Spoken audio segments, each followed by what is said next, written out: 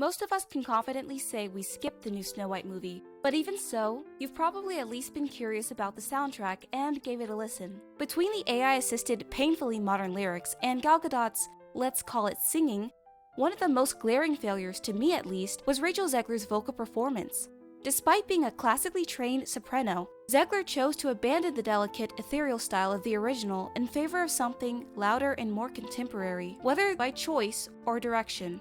This new Snow White is far removed from the classic in many ways, but her vocal choices reflect a broader trend. Disney's push for a bolder, more assertive take on its princesses. What does this mean for the future of Disney princess live-action adaptations? Let's talk about it. Hello listeners, DG messing with you. Before we dive in, remember to like this video as it helps the algorithm find my content. I post bi-weekly, so please click the subscribe button and the notification bell so you won't miss any new analyses. Now, without further ado, don't get me started.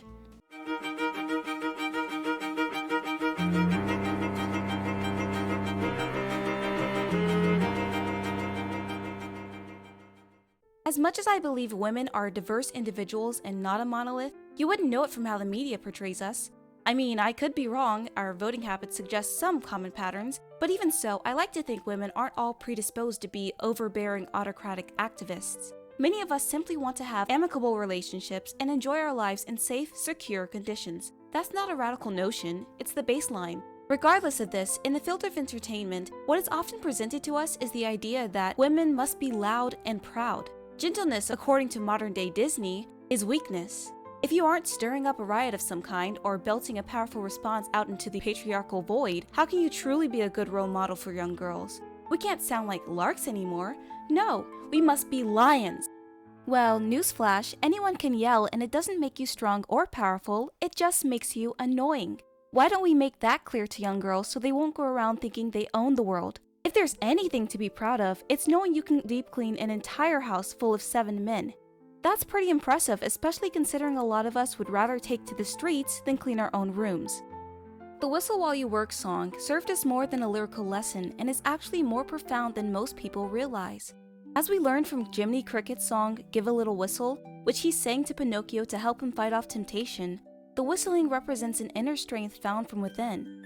So, when Snow White uses this same tactic, it means she has found an unlikely strength within the mundane task of cleaning a house. If you want to know how to add depth to a character without making their best traits too obvious, this is how you do it.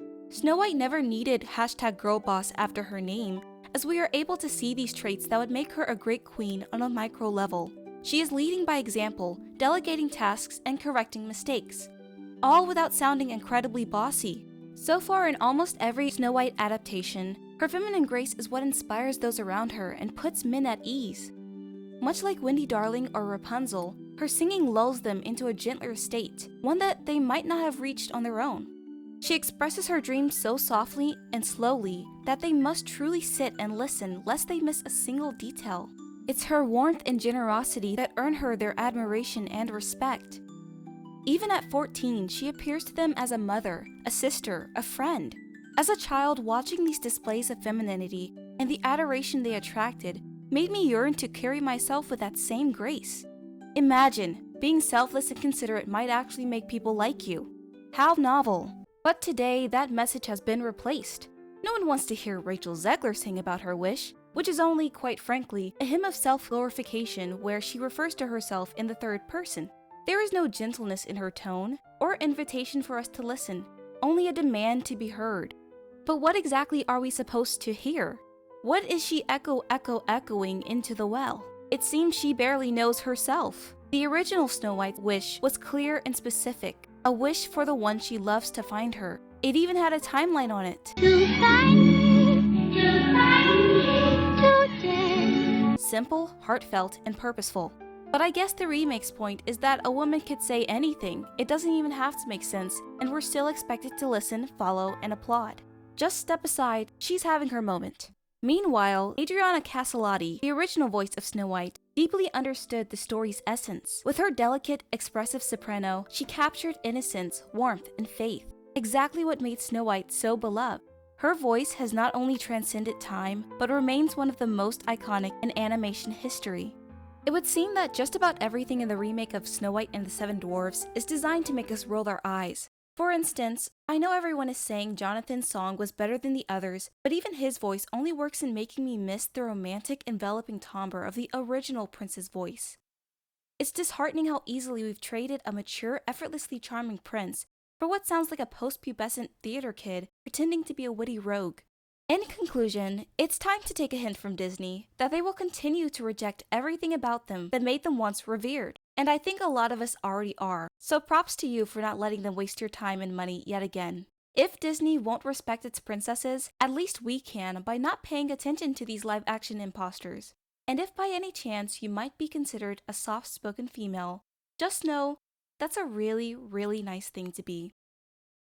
Dear listeners, you have reached the end of this week's analysis, but there is more to discuss, so don't be shy and tell me your personal take in the comments.